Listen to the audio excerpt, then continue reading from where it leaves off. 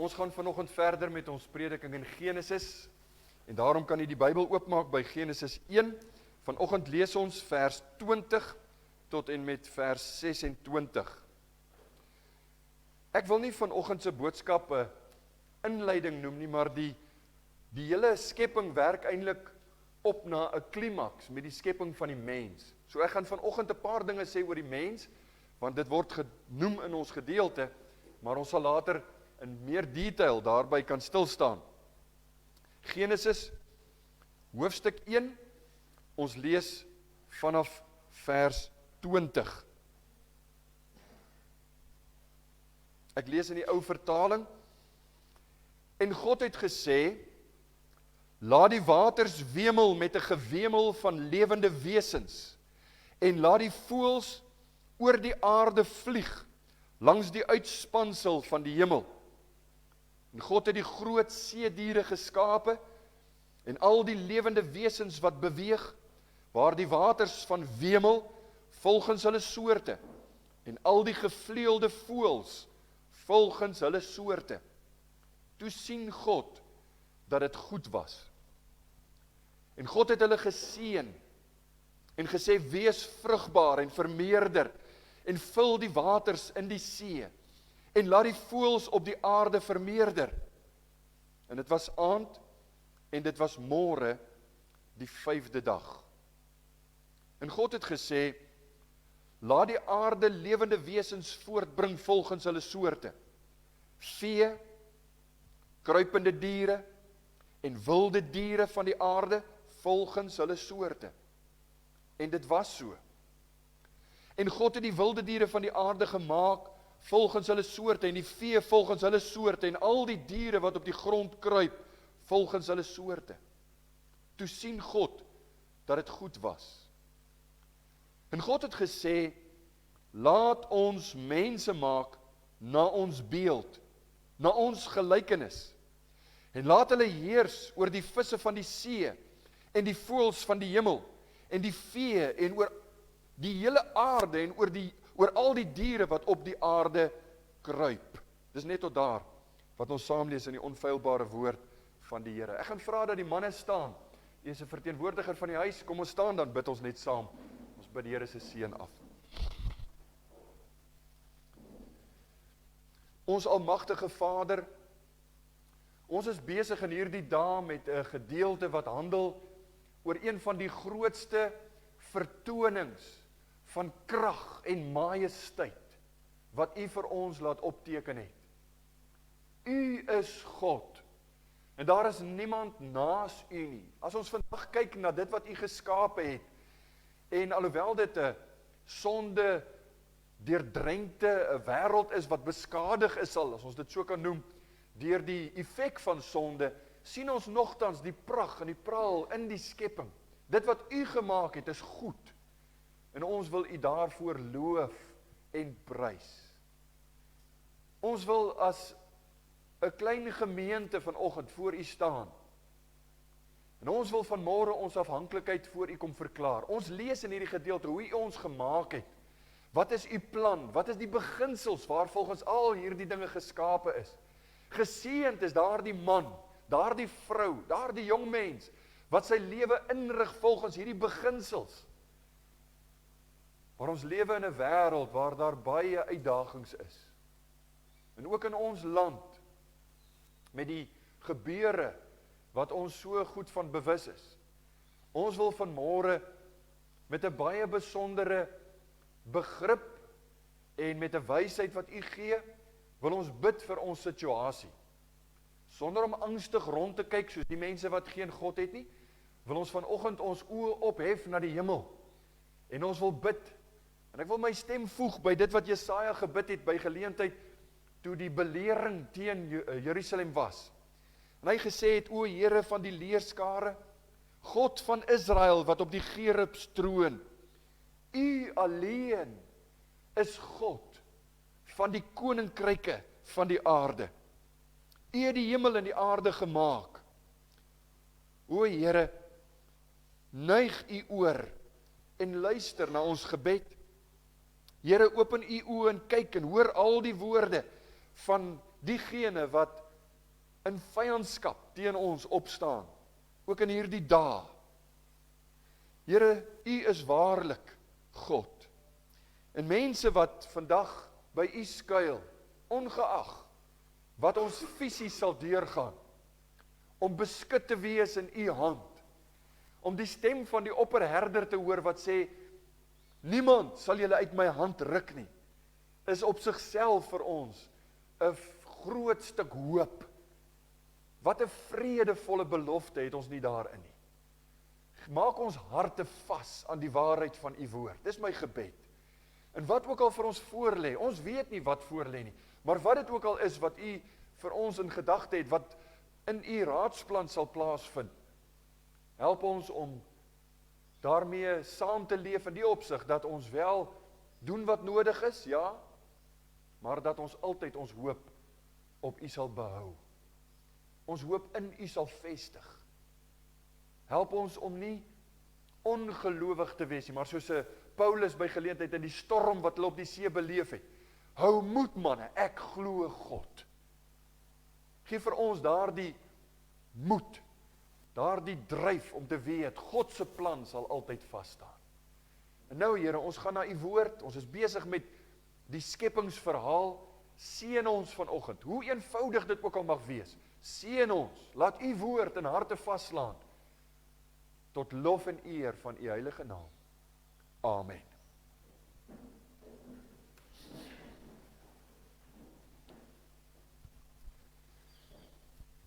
Daar's 'n baie bekende Franse filosoof wat geleef het 'n klompie jare gelede. Jean-Paul Sartre. Nou moet ek sê, die uitspraak is mos maar altyd vreemd. Hierdie ou was die verpersoonliking van alles, wat alles teestaan, moet ek eerder sê, van dit wat ek glo. Nie geglo aan God nie, nie geglo aan die skepingsverhaal nie, nie geglo aan 'n lewe hierna nie, uitgesproke teen al die dinge. Hy was die vader van die sogenaamde existentialisme, waar mense sê in die filosofie, want hy was 'n filosoof, jy lewe net een keer, so geniet dit terwyl dit daar is. Geniet dit nou, want dit gaan verby. Hy is bekend vir sy boek, en dit klink baie filosofies, né? Sy bekendste boek, Being and Nothingness. Hy het baie filosofies met al die dinge in die lewe omgegaan. Nou Jean-Paul Sartre het kort voor sy dood vir een van sy disippels die volgende gesê, en dit is noemenswaardig. Sy woorde was, I do not feel that I am the product of chance. Dis wat hy tot dusver geglo het. Hy is die produk van die evolusie. So nou sê hy, I do not feel that I am the product of chance, a speck of dust in the universe, but someone who was expected, prepared, prefigured. In short, a being whom only a creator could put there. And this idea of a creating hand refers to God. Noemenswaardig, as jy dink van wie dit kom. En weet jy, hulle noem maar sy companion, dit was sy kollega, maar hulle was lewensmaats, ek weet nie of hulle getroud was of wat nie, maar hulle praat van sy companion, 'n vrou met die naam van Simone de Beauvoir. Sy sê toe, na aanleiding van hierdie woorde wat hy vir een van sy disippels gesê het, hoe kan 'n mens hom antwoord? Hy's 'n turncoat, het sy gesê. Hy draai nou om. Kort voor sy dood kan jy van 'n seniele ou man enigiets verwag. Hy het begin sin sien. Hy het begin lig sien. En sy sê hy seniel en hy draai maar net sy seile na die wind. Die feit wat ek vir u wil uitlig hier is, die mens is nie sommer maar net, soos wat ons vandag baie gewild in die media en in die alle tersiêre inrigtinge sien, 'n gevolg van toeval of 'n produk van een of ander proses deur die evolusie nie. Die mens is die kroon van God se skepping. En ek het dit met baie nadruk tot dusver vir u gewys in die woord, wanneer ons die skepingsverhaal hanteer het. Johannes Calvin sê oor sy kommentaar, of in sy kommentaar oor die skepingsverhaal sê, God made everything with man in mind. Hy het alles gemaak met sy gedagte op die kroon van sy skepping. Hy het hierdie planeet geskape met 'n atmosfeer wat geskik is vir ons asemhaling. Volop water, volop grond, sodat die plante kan groei en alles gedoen kan word op aarde.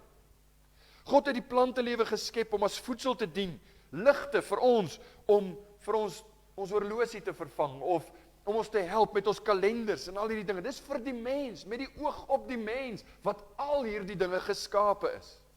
Nou vanmôre staan ons by die 5de en die 6de dag stil. Dis hoekom ons vers 26 moes lees en so 'n bietjie begin met die skepping van die mens. Maar dit korreleer. Ons het vir julle al die simmetrie gewys in die skepping, baie mooi. Op die 5de en die 6de dag kom God en hy maak die visse en die voëls en die diere kom op die 6de dag.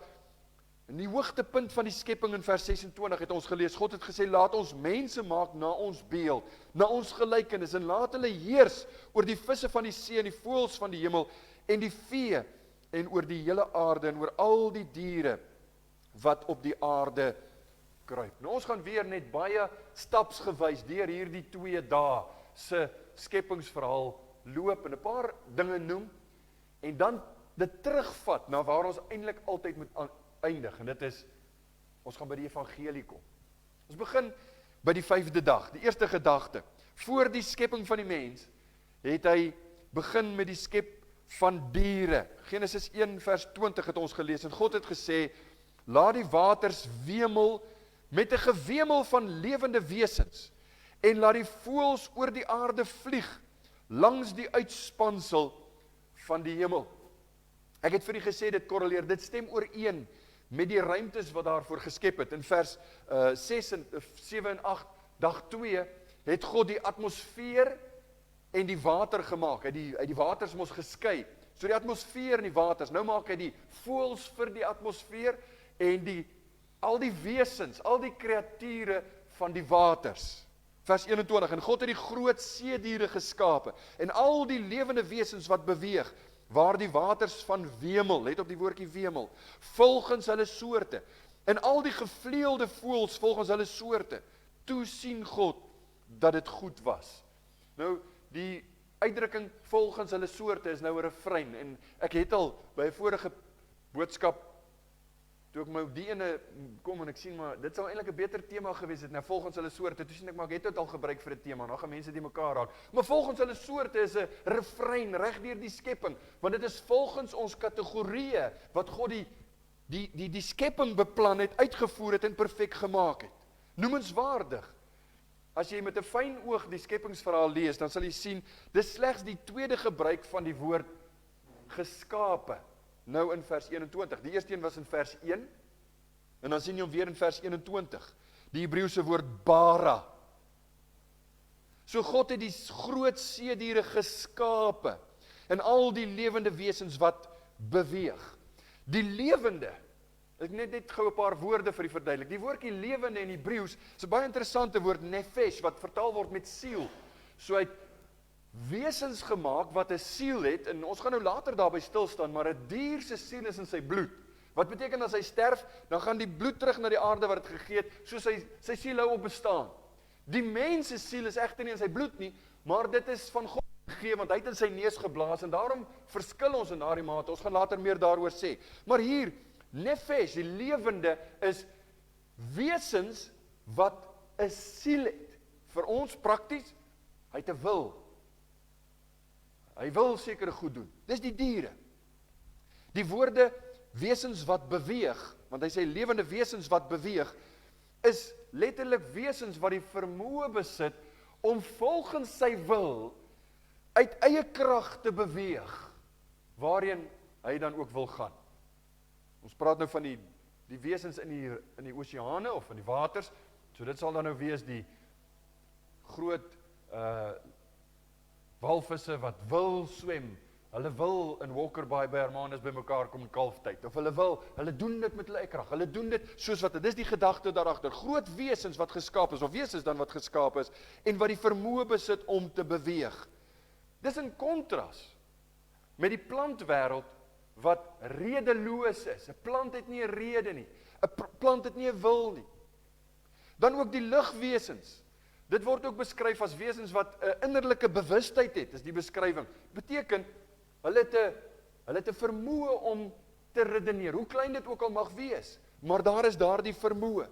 En met hierdie skepingsdaad, nou ek kan uitbrei, en ek was in die versoeking om foto's te wys, en om videosnitte te bring, want jy kry die mooiste in die oseane, in die water, die mooiste visse, die mooiste kreature wat geskape is, nie net visse nie, maar allerhande dinge wat God gemaak het om te krioel, om te wemel, en dan ook die voëls, dink aan die voël lewe. Met hierdie skepingsdaad vertoon God homself. Onthou, dit is sy werk, dis sy handewerk. Hy wys homself as 'n lewende God met oneindige krag, genialiteit, vindingryk, kreatiwiteit, wat vir ons hierdie dinge maak. Mooi om na te kyk, in sommige gevalle goed om te eet. Hy het dit vir ons gemaak. Hy het dit vir ons gemaak. So die eerste kategorie van lewende wesens, sê Genesis 1 vers 20, is die wat in die see lewe. En God het gesê, laat die waters wemel met 'n gewemel van lewende wesens. Dis die eerste kategorie wat hy skep. Binne in die waters maak hy hierdie, die nuwe vertaling praat van krioel. Ons ou vertaling sê wemel. Dis baie mooi albei. Dis hierdie die gedagte is lewe. Dan sê vers 21 die A-gedeelte, en God het die groot seediere geskape en al die lewende wesens wat beweeg, waar die waters van wemel volgens hulle soorte. Die wemel dra die gedagte oor nie net van beweging nie, maar die ongelooflike verskeidenheid. Die verskeidenheid van wesens wat die see bewoon en wat op God se bevel bloot net ontstaan het. Skole visse, magdom daarvan, in die waters. Wesens wat wemel op die bevel van God. Hy praat van die groot seediere. Hier's 'n krisis, want die Afrikaanse vertaling het hom met baie verskillende, en ek dink in die Engels ook maar heelwat verskillende vertalings aan die woord taninim. Dis die Hebreëse woord, maar dit gaan oor groot seediere, is hy hier vertaal. In ons vertaling word dit ook vertaal met slange, groot slange, drake, seemonsters en monsters. Dis alles woorde wat gebruik word vir hierdie Hebreëse woord. So dis wat God geskaap het, dis die eerste kategorie. Die idee sou al die groot seediere insluit. Dink maar, walvisse, orkas, dolfyne. Ons is so lief om te kyk na die seelewe. Dis wat God op die 5de dag geskaap het, geskep het met 'n woord. Krokodille, alles wat in die water bly. Nou, sommige van die kommentare sê, hier was 'n spesifieke doel met Moses wat dit neergeskryf het, oor die Kanaaniete, die bewoners van die land Kanaan het 'n mitologie gehad van 'n god, 'n seedier, is 'n seemonster, wat eintlik die kwaad in die wêreld gebring het. Dit is nou 'n mitologiese ding, so dis 'n klomp nonsens, maar hulle sê, dit kon heel moontlik wees dat Moses as gevolg daarvan gesê het, God het dit gemaak, om te sê, hy beheer daaroor, hy regeer daaroor, hy het dit geskep. Wat waar kan wees? As dit so is, dan het God sy soewereiniteit ook oor hierdie groot seediere gegee. En daar's baie wat ons kan sê daaroor. Ek dink nie die walvisse is waar dit eindig nie, maar ons gaan dit nou eers tot daar los. Een van die kommentators, Gordon Wenham, sê oor die gedeelte, of sê oor hierdie gedagte, hierdie seemonsters of seediere, they are not rivals that have to be defeated, just one of his many creatures. Verwys hy na God se grootte, skepingshand. Vir die meeste mense is hierdie diere vreesaanjaend. Ek is bang vir groot seediere. Ek het al die geleentheid gehad om baie naby aan 'n walvis te wees, en ek wil vir u sê, jy weet nie wat hy kan doen nie. Jy weet hy kan jou nie byt nie, maar jy weet nie wat hy nog aan jou kan doen nie, want ek meen, as hy besluit om jou net met die vin hallo te sê, gaan jy dalk tweede kom. So, jy's bang. En vir baie is dit ons moet hom doodmaak, ons moet hom, jy weet, want hy's 'n vyand.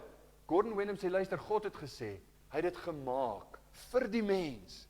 Dis nie noodwendig vyandskap nie, maar net een van baie wesens wat wemel.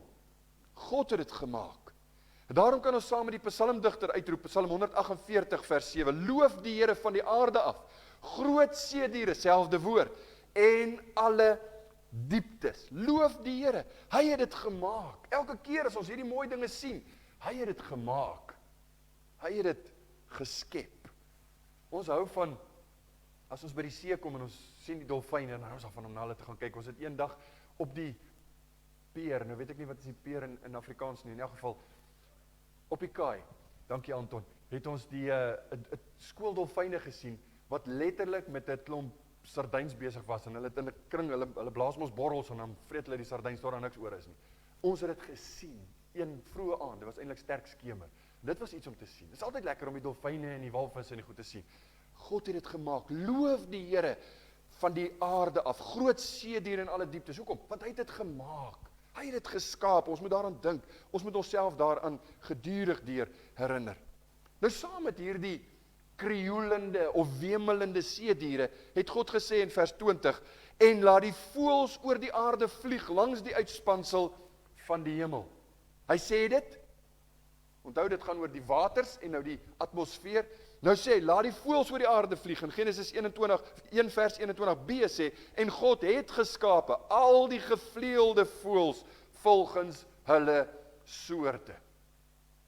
Weereens, let op, volgens hulle soorte. Dit is belangrik as jy 'n voëlkyker is, om te let op volgens hulle soorte. Ons het by die pastorie die voorreg om nou 'n bietjie meer, ek weet nie hoekom dit is, dalk om die groen strook wat daar langs ons verbyloop, meer voëls daar in die bome laat kom sit. Ons het al 'n paar gesien wat ons glad nie ken nie, en dan gryp ons die boek, en ons het nou, dis nie 'n baie deeglike boek, nie net 'n voëlboek, dit is eintlik al die diere in Suid-Afrika, maar dan soek ons nou, en dan is dit belangrik om te weet, min of meer, hoe lyk hy? Waar het jy hom gesien? Was hy op die grond of was hy in die boom? En dan soek ons en kyk ons na hierdie tipe dinge. Daleen sien onlangs 'n voël wat op die grond rondspring. Sy sê sy het nog nooit so iets gesien nie. Toe sy by die wasgoedlyn was, toe sien sy gaan hy onder 'n bos in. En kry die boek. Dit was 'n moeraswaterviskaal. Ja. So ons jy sien hierdie wonderlike goed. Ons het hulle arend daar gesien. Ons het 'n kaalwang valk daar gesien. Ek soek elke keer die name.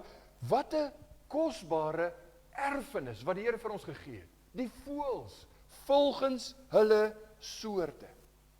Dit getuig van die kreatiwiteit. Dit getuig van die skoonheid en die diversiteit in God se skepping. God is groot.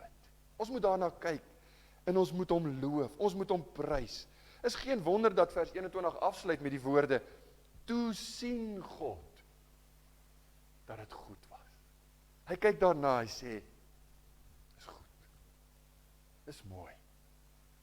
Dit breek my hart as ek, jy weet as jy BBC of, jy kry mos al hierdie mooi, regtig, hoë kwaliteit beelde van die skepping, dan het hulle die voëls en dan is daar niks, absoluut geen verwysing na die een wat het gemaak het. Inteendeel. Dikwels word daar verwys na Mother Earth of, jy weet, die skepping, die evolusie of wat ook al. Die skepping word nie gedit, hy sal sy werk verloor as hy dit moet doen, want net nie dit nie. Dis hoekom ek vir u gesê het, ons is in die minderheid stem hier. As ons sê, God het dit gemaak, ons geniet dit, ja, ons kan dit geniet, ons behoort dit te geniet. God het dit gemaak, hy het dit geskep. Hierdie lewende wesens is nie net spesiaal geskep nie.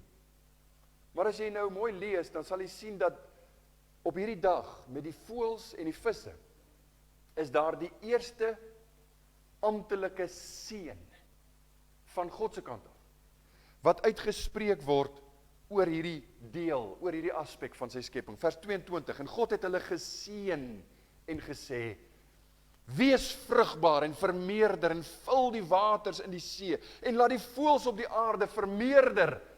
So die seën van God word gekoppel in die natuur aan die vermeerdering, voortplanting, volgens hulle soorte. Hy maak die visse en al die wesens in die water, hy maak die voëls wat rondvlieg, of wat rondspring, of wat rondhardloop, en hy sê vermeerder, plant voort, volgens julle soorte, en laat die wêreld krioel. In Genesis is daar 'n paar goed wat hierdie seën van God sal kry. Die diere, die mensdom, die Sabbat, die dag wat God vir ons gee om te rus, en dan ook die mense wat geroep word om sy volk te wees.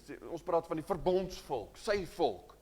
Dis ook 'n spesiale seën. Dis wat jy kry in Genesis, waar God se seën letterlik duidelik uitgespreek word. En in Genesis 1 vers 22 sien jy die breë beginsel, dat God se begeerte is vir die voëls en vir die visse en vir al die dinge, vermeerder, plant voort. Ons praat van instink. Instinktief, as 'n hoender op 'n sekere ouderdom kom en begin hulle skrop en nes maak en dan begin die eiertjies lê en dan begin hulle broei. Wie het hom geleer? Ons spot altyd as ons hierdie dinge sê, ons sê, hoeveel miljoene jare moes dit nie vat nie, want dit is 'n spot na die evolusie. God het dit vir hulle geleer. God het hulle so gemaak. Van dag 1 af het hy met hierdie seën wat hy uitgespreek en gesê het, vermeerder, plant voort, het hy die seën op die voëls en die visse en die diere uitgespreek. Weet jy, diere oor die algemeen het instinktief 'n behoefte, 'n begeerte om hulle kleintjies te bewaar. Daar is uitsonderings, maar in die meeste gevalle. Ek onthou jare gelede was ek 'n student nog, net voor ek begin het met my praktiese jaar, as my proponentsjaar. Toe het ek by 'n boer in Bethel, ek het in Kriel begin werk, maar in Bethel gemeente was een van die boere, en hy is besig om 'n lucern te sny. My werk, ek het by hom gesit en gesels, hy sê my werk, ek moes op die trekker se groot wiel sit en net kyk, want wanneer die lemme die lucern sny, dan sit tarantaal op die nes, en hy word doodgeslaan op sy nes. Hy sal nie opstaan nie, want hy beskerm sy kleintjies, of sy eiers. Nou moet ek kyk vir die tarantale, want ons wil hulle nie doodmaak nie. Maar wat 'n getuienis. Hoekom doen hy dit? Hoekom sal diere hulle kleintjies beskerm en aggressief raak? Wanneer die kleintjies, dit het jy al gesien met valke, as die valke naby die voëls se neste kom, of wat ook al, dan sien jy die kleinste voeltjie, wat sommer arrogant raak, en hy beskerm sy kleintjies. Hoekom? Omdat God gesê het, wees vrugbaar en vermeerder en vul die waters en die see en laat die voëls op die aarde vermeerder. God het dit in hulle ingebou met sy opdrag. En luister mooi vriende, wat sê Johannes Calvin oor hierdie gedagte in sy kommentaar. Hy sê, therefore, let us profit from the school of birds and all other creatures when we see that they yield themselves captive to God's word. Let us individually and with all humility try hard to follow His word, which is not for our confusion, but for our instruction, so that we will please Him by accepting everything He commands. Calvin sê, luister, as jy kyk na die voëls en die visse en jy sien, hulle wil net voortplant, dis instinktief, God het gesê ons moet dit doen, ons doen dit. Hy sê, kom ons leer by hulle. Kan ons nie soos hulle wees en sê, God het gesê, daarom doen ek dit. God het beveel, dis my hoogste prioriteit. Ek wil God gehoorsaam, ek wil gebind wees aan sy woord.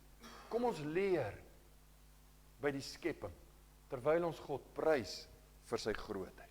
Bring ons by die tweede hoofgedagte, en dis die 6de dag. Ons is klaar met die 5de dag. Nou die 6de dag, net soos dag 2, die hemel daarbo geskep, die aarde, en nou die voëls en die visse in die see, of die wesens in die see. Nou kom hy by die 6de dag, en die aarde is mos nou geskei van die waters, is gereed gemaak. Nou kom die 3de dag, of die 3de dag die aarde voorberei, nou kom die 6de dag vir die diere, en daarmee saam die mens. Vers 24, en God het gesê, laat die aarde lewende wesens voortbring volgens hulle soorte. Vee, kruipende diere, en wilde diere van die aarde, volgens hulle soorte. En dit was so. God het gesê, en dit was so. Die woorde, laat die aarde voortbring, is in 'n sekere sin die bewys dat die aarde is die woonplek van die diere. Hulle hoort in die natuur. Dis diere. Hulle hoort in die natuur. Vers 25 sê, God hy het nou gesê, laat dit so wees, en nou God het die wilde diere van die aarde gemaak, volgens hulle soorte, en die vee volgens hulle soorte, en al die diere wat op die grond kruip, volgens hulle soorte. Toe sien God, dat het goed was, of dat het goed is. Hier's 3 hoofkategorieë, goed was, verskoon tog, 3 kategorieë, hoofkategorieë waarin die wilde diere ingedeel word. Eerstens, die vee, kyk na die vers daar, die vee. Dit verwys na die makdiere. Dis beeste, perde, skape. Jy weet hier in Hebreëus, behema is die woord vir hierdie vee. Dit is letterlik 'n woordspeling op domdiere. Dis dom diere. Hulle is gemaak om te werk. Hulle is gemaak om geëet te word. Hulle is gemaak vir die mens. Dom diere. So dis die vee. God se bedoeling was dat hulle nederige diens moet lewer aan die mens. Hulle is gemaak vir die mens. Die tweede kategorie is die kruipende diere. Dit sal wees al die verskillende reptiele, wurms, alles wat kruip, alles wat op of onder die aarde kruip. Derde kategorie, die diere van die aarde wat hy noem. En dit verwys na die wilde diere. Dis nou, ons is in Suid-Afrika baie bederf, meer as ander dele van die wêreld, maar ons het 'n baie ryk, hier in Afrika eintlik moet ek sê, baie ryk dierelewe.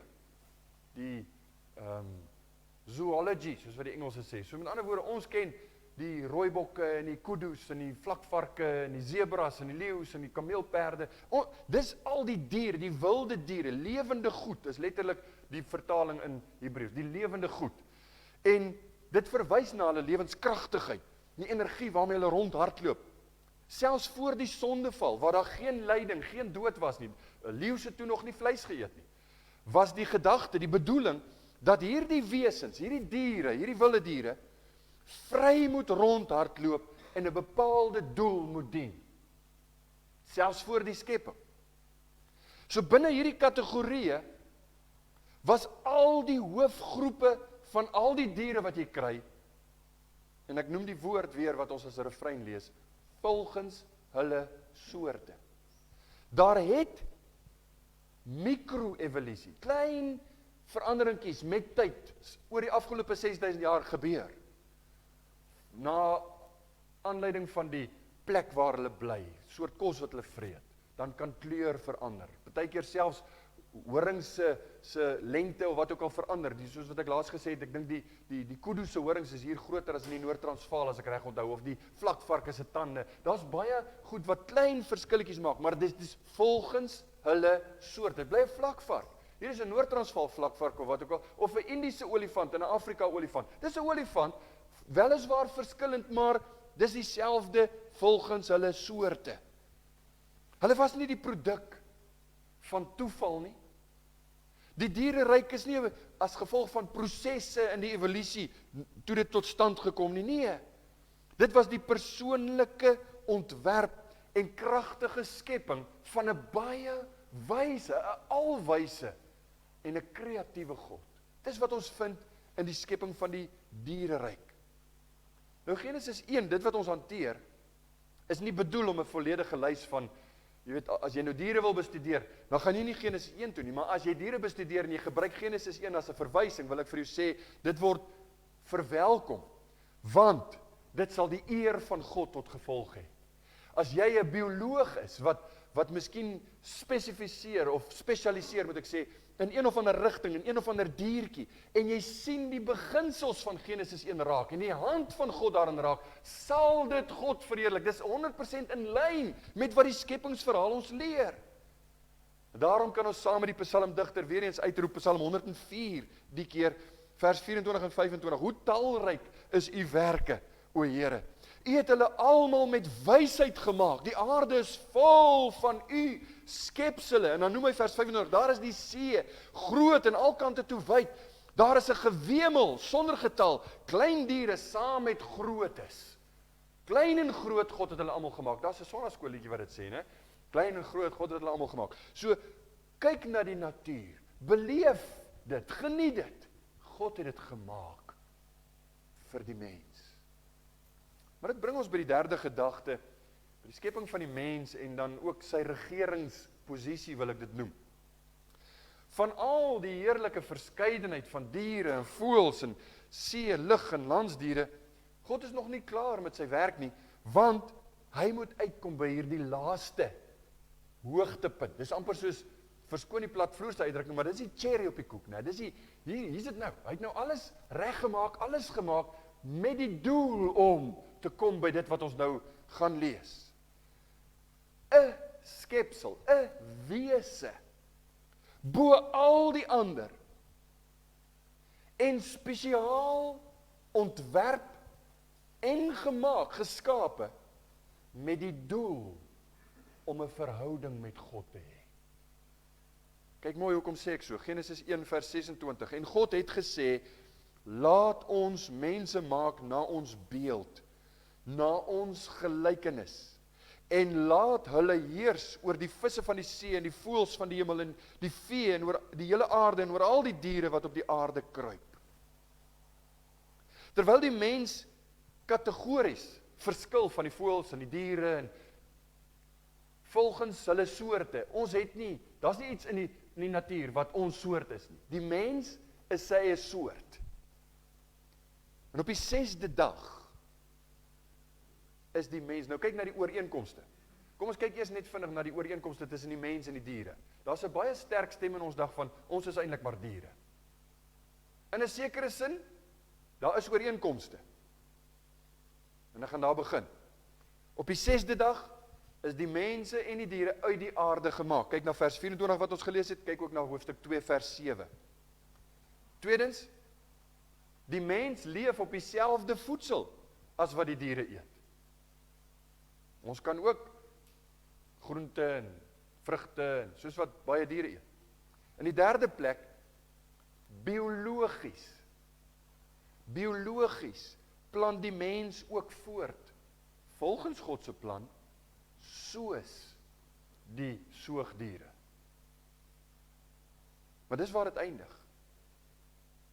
Dis egter duidelik, dat die mens nie net die klimaks van God se skepping is nie net die beste, en ons is nie die beste omdat ons die slimste noodwendig is nie. Partykeer as ek party ons ontmoet, dan wonder ek, jy weet, ek het al slimmer diere ontmoet as party ons, en ek maak nou maar 'n grappie, maar dis nie as gevolg van intellek nie. Dit is as gevolg van die regeringsposisie wat God daar gegee het. God het gesê, laat hy heers. Laat die mens heers. Hierdie status word gesien op verskillende plekke, maar dit begin by die oorweging. Kyk na die oorweging. Laat ons mense maak, vers 36. God het gesê, laat ons mense maak na ons beeld. Hy oorweeg dit, dis sy plan, hy maak dit bekend. Hoekom? Want hy wil dit maak na sy beeld. Nou kom ons staan net eers vinnig stil by die gedagte van die ons. Wie is ons? En u behoort nou al te weet, ons praat van die goddelike drie-eenheid. Hierdie is nie 'n bewys van die goddelike drie-eenheid nie. Dis 'n beskrywing daarvan, maar as jy nou die eerste leser was, as Moses hierdie neergeskryf het, dit was moeilik om die Here Jesus hierin te eien, alhoewel hulle geweet het van die verlosser wat sou kom, daar's baie lospunte, maar hier is 'n aanhaling, en ek het vir julle alreeds die Hollandse teoloog Gerhardus Alders aan u bekend gestel. Nou hy sê in sy kommentaar, this passage standing by itself would not constitute a clear proof of the Trinity. So as jy met iemand redeneer oor God se drie-eenheid, is hierdie nie die teksvers om in te blaai om dit per se te bewys nie. Maar hy sê verder, but what is clearly indicated here is that God in his unity has a certain plurality. Ons weet met die kennis wat ons het uit die Nuwe Testament en verder uit die Ou Testament, dat die Heilige Gees was betrokke, hy het gesweef, God die Vader het geskep, maar deur die krag van Jesus. Jesus was die agent, want hy was die woord, Johannes 1, wat geskape het. So die drie-eenheid word dalk nie deur hierdie vers bewys nie, maar dit is die Bybelse verduideliking van wat beteken hierdie ons. Ons is God die Vader, God die Seun, God die Heilige Gees. Laat ons mense maak na ons beeld. Dis op grond van die mens se besondere skepping ook na die beeld van God. Nie net God wat gesê het laat hom heers nie, maar hy het gesê ons wil mense maak na ons beeld. Na die beeld van God wat hom laat uitstyg bo die ander lewende wesens. Nou die beeld van God het niks te doen met God het ook 2 arms en 2 bene. Dis nie die uiterlik. Praat niks van hoe God lyk nie, want God is gees. Die Bybel verklaar dit as geskep in ware heiligheid en waarheid. As jy kyk na Genesis 1 vers 21 en vers 24 en 25, volgens hulle soorte, dan sien jy, die mens is na die beeld van God gemaak. Die diere is volgens hulle soorte. Die mens is na die beeld van God gemaak. Dit is 'n baie mooi onderskeid ook tussen die dier en die mens. Dit vestig eintlik die mensdom se rol op aarde, maar dit maak dit moontlik vir die mens, enige mens, om in 'n verhouding met God, 'n persoonlike verhouding met God te staan. Hierdie begrip van die mens in 'n verhouding met God is eintlik wat aan die mens 'n sekere, ek noem dit 'n waardigheid, 'n eervolle posisie, 'n besondere plek in God se skepping gee. Hy's geskape na die beeld van God. En dis op grond hiervan dat God ook sy afgryse uitspreek teen, luister baie mooi, die neem van 'n mens se lewe. Dis in gevalle nodig om 'n dier se lewe te neem. Dis nie maklik dalk nie. Partykeer is dit nie regtig nodig nie, maar as jy voel dis nodig vir die pot of watter rede ook al, dis nooit lekker of maklik. Ek onthou my oupa was 'n boer. En wanneer hulle skaap moes slag, dan het hy nou die skottels en die messe en alles reg, skape moet geslag word, en dan weet die volk nou al op die plaas, hulle moet wag tot hy eers ver weg is, voor hulle begin keel afsny. Want hy was nie die tipe mens wat by wil wees, as die skaap, en hy weet, dit moet gedoen word, dis vleis wat ons moet eet, maar hy het nie daarvan gehou nie. Ek dink ek val in daai kategorie, ek is nou nie 'n boer nie, maar ek dink ek sal dit baie moeilik vind. Maar die lewe van 'n dier, en die lewe van 'n mens, is 'n baie groot verskil. En die Bybel plaas 'n sekere waardigheid aan die lewe van 'n mens. Hoor wat sê hy in Genesis 9 vers 5 en 6. Maar wat julle eie bloed betref, dit sal ek eis. Van al die diere sal ek dit eis. Dis interessant, né? God sê, selfs wanneer 'n dier 'n mens doodmaak, God sal dit eis. Ook van die mens, van die een teenoor die ander, sal ek die siel van die mens eis. Hy wat die bloed van 'n mens vergiet, sy bloed sal deur die mens vergiet word. En dan gee hy die rede. Want God het die mens na sy beeld gemaak. Ek sidder as ek dink aan die ouens wat in aborsieklinieke werk. En dokters wat vrye keuse uitoefen en sommer maar net besluit wanneer word geaborteer of wanneer word genade dood toegepas. Dis 'n verskriklike ding om te doen. Besef mense wat hier ter sprake is. Besef mense dat God, die God wat ons gemaak het, hy plaas 'n mandaat op sekere dinge wat ons mag doen en nie mag doen nie. Hy is die een wat die reëls daar stel.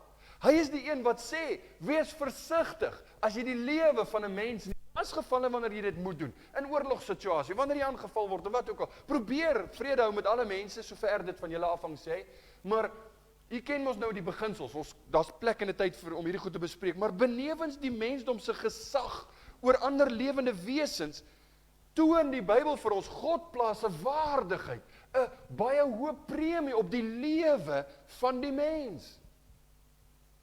Vers 26, hy is die verteenwoordiger van God. Hoor wat sê, God het gesê, laat ons mense maak na ons beeld, na ons gelykenis. Daar's 'n sekere sin waarin die mens God se verteenwoordiger is op aarde.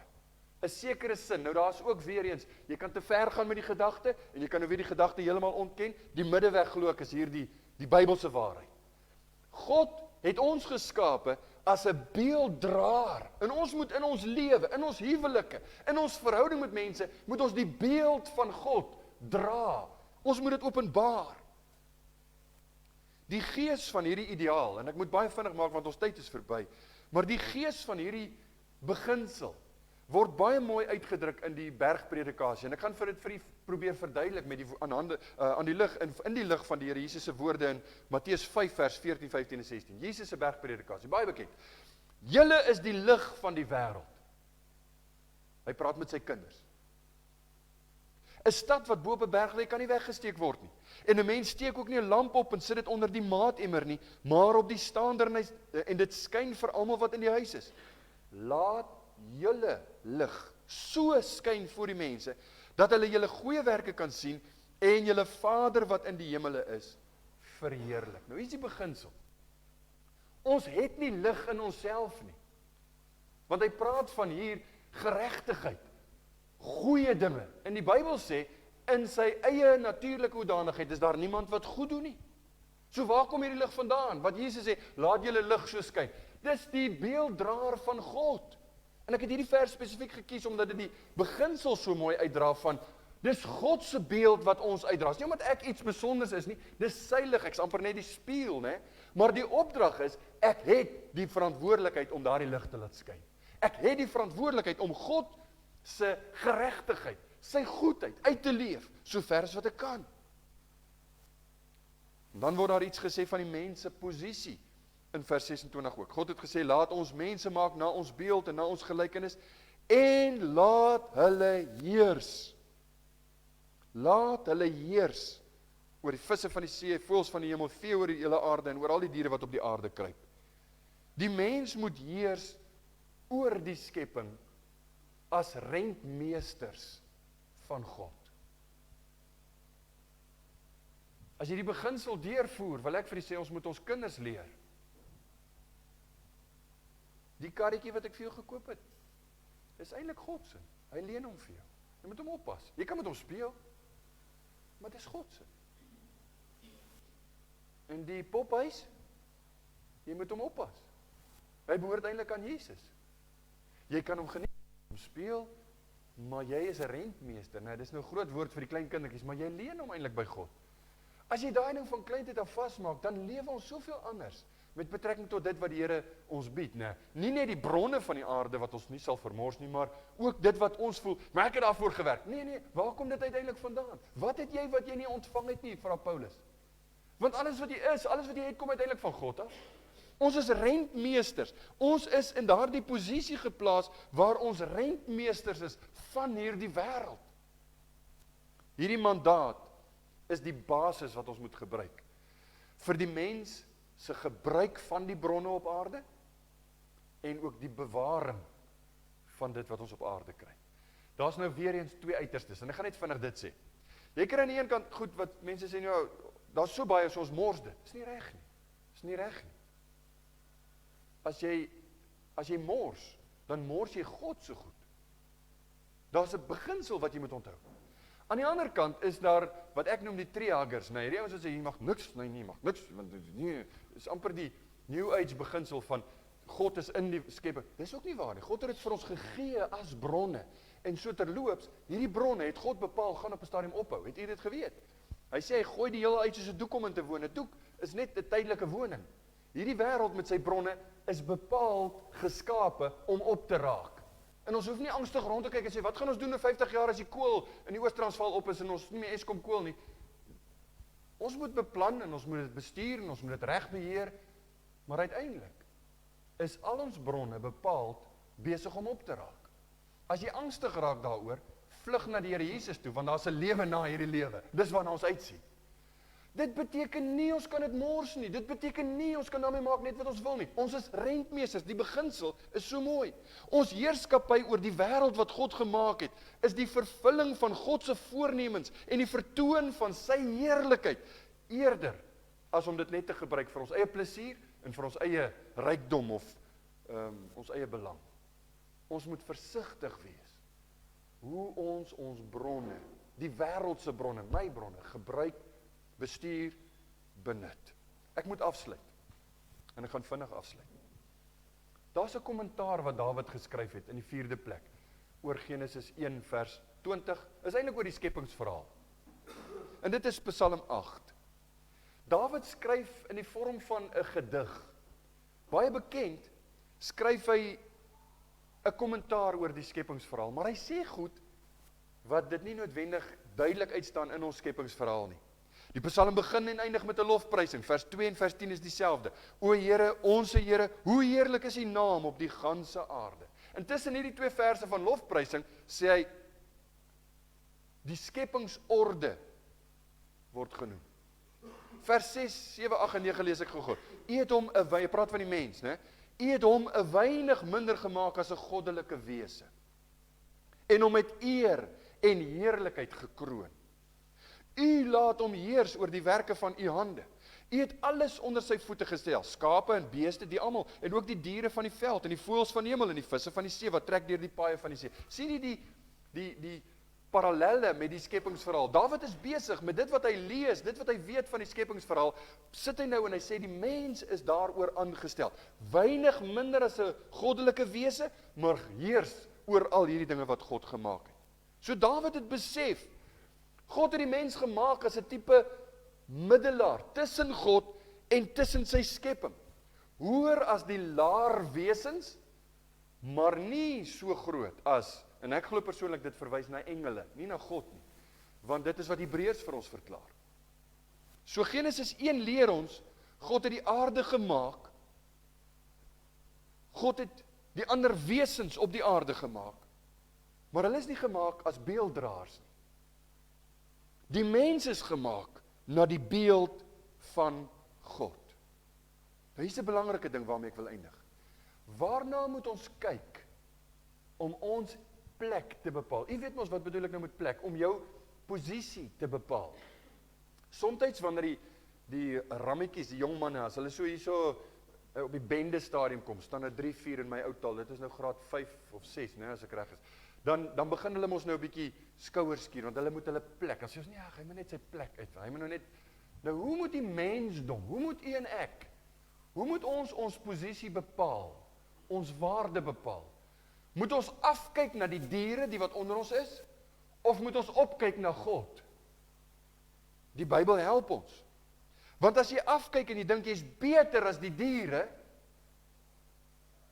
as jy opkyk en jy sê, maar ek is nie so goed soos die hemelse wesens, soos die engele nie, wat gaan bepaal, wat is my waarde, wat is my plek? Die antwoord is in Psalm 8 vers 6. U het hom 'n weinig minder gemaak as 'n goddelike wese en hom met eer en heerlikheid gekroon. Let op, Dawid sê nie, u het hom baie beter gemaak as die diere nie. Hy wil hê ons moet boontoe kyk. Hy wil hê ons moet opkyk en sê, u het hom 'n weinig minder gemaak as 'n goddelike wese, dis 'n engel, en hom met eer en heerlikheid gekroon. Ons moet ons identiteit vorm in ons verhouding met die wesens waarna ons opkyk, na God en sy geskape engele. Ek sê dit en ek wil dit noem, al is ons nou amper by die tyd, maar hier is die ding. Ons lewe in 'n wêreld waar mense sê, wel ons is eintlik maar net soos diere, en as mense nou sekere goed doen, ongeag watter gruweldaad dit ook mag wees, dis nou sy natuur, jy weet, dis nou mos nou maar instink, want ons is eintlik maar net soogdiere, dis nie waar nie. James Montgomery Boyce, een van my gunsteling teoloë, hy het by geleentheid gesê, over the last few decades, I have noticed that our culture is tending to justify bad human behavior on the ground that we are, after all, just animals. Het u dit al iewers raak geloop? Het u dit al iewers, want dit raak meer en meer sigbaar in ons kultuur. Jy is maar eintlik net 'n soogdier, so, jy weet, perversiteit, gewelddadigheid, alles word geregverdig, want uiteindelik is jy maar net 'n dier. As jy glo in evolusie, dan is jy miskien net 'n dier, maar as jy die Bybel glo, en jy weet waar jy vandaan kom, dan sê die Bybel, jy's nie net 'n dier nie. Daar is ooreenkomste, ja, ons het daarna gekyk. Nou, James Montgomery Boyce gaan voort in hierdie stuk wat hy skryf, en hy sê, daar's voorbeelde van geweld en seksuele perversie by diere, wat gebruik word om soortgelyke gedrag onder mense te regverdig. En dan het hy die beeld van, daar was 'n artikel in Newsweek, nou James Montgomery Boyce, hy was 'n hele paar jaar terug het hy geleef, ek dink hier in die 80's is hy oorlede as ek reg onthou. 'n Volwasse bobbejaan wat die kleintjie doodgemaak het, en dan sê hulle in die artikel in Newsweek, kindermoord moet as normaal beskou word, want hulle is diere soos ons. Dit was nou reeds die saadjies wat begin saai is 'n paar dekades terug.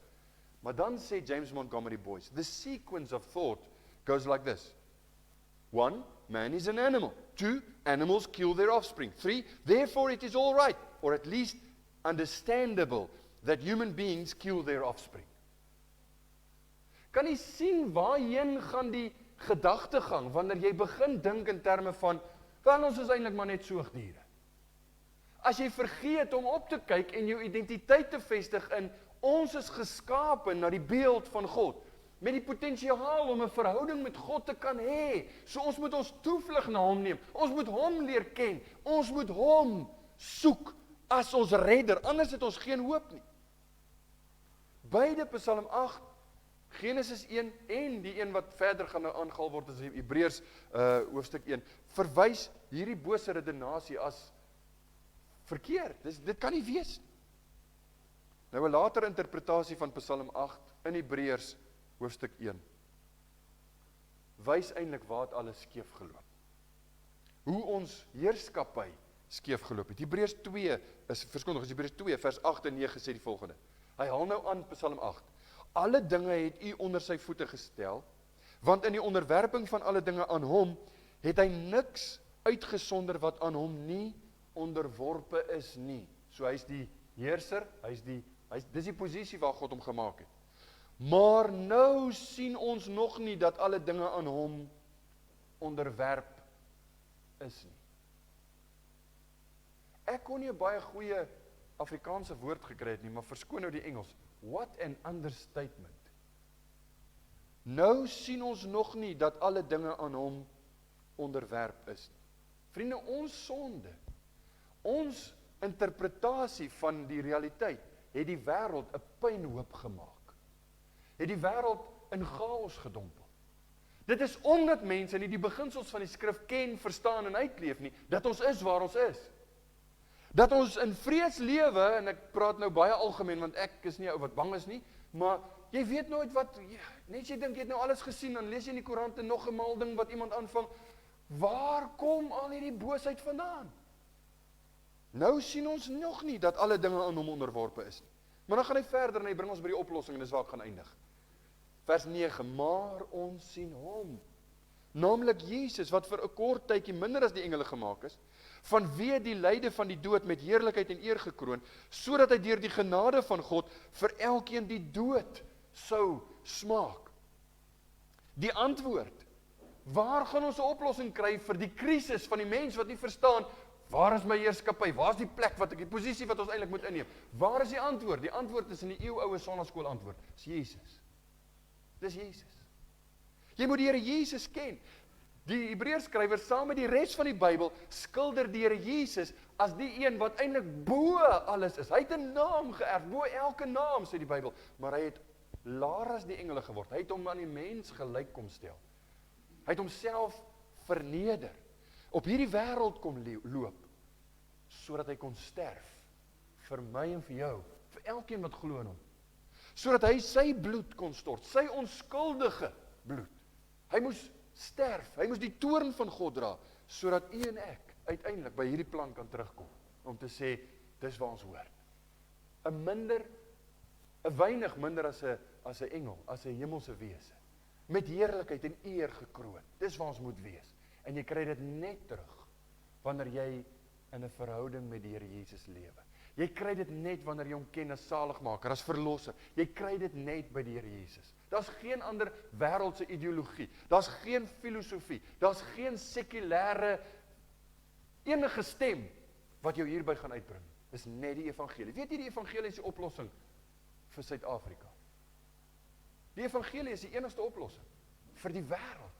Die evangelie is die oplossing vir die mensdom. Maar dis die laaste ding wat hulle wil hoor. Dis die laaste ding wat hulle wil hoor. Dit gaan my verstand te boven. Mag die Here vir ons genade gee, dat ons selfs in die skepingsverhaal ons plek sal vind, en die nood sal sien om te sê, Here, ek het u nodig, elke dag. Ek kan sonder u nie lewe nie, ek het u nodig om geestelik te leef, ek het u nodig om fisies te leef, elke dag, ek het u nodig. Help my om my posisie te sien, en om my waarde te sien, in die lig van u grootheid, u skepping, u wysheid. Amen. Kom ons bid saam. Here, ons loof u vir u grootheid. Ons dank u dat ons hierdie skepingsverhaal lees en telke male maar net bewus word van u heerlike hand, u groote skepperhand. Ons sing so maklik daarvan en ons praat daarvan en ons geniet die programme op die TV en as ons die geleentheid het om uit te kom in die natuur en ons sien die mooi wat u gemaak het, dan dank ons u daarvoor, maar elke keer is dit vir ons 'n baie sterk en 'n skerp teregwysing om daaraan te dink dat ons is rentmeesters. Ons moet u ken, waarlik ken, om te leef volgens u plan.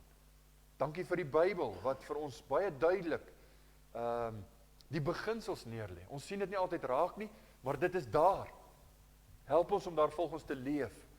Geef vir ons genade om u hand in ons lewe te ervaar.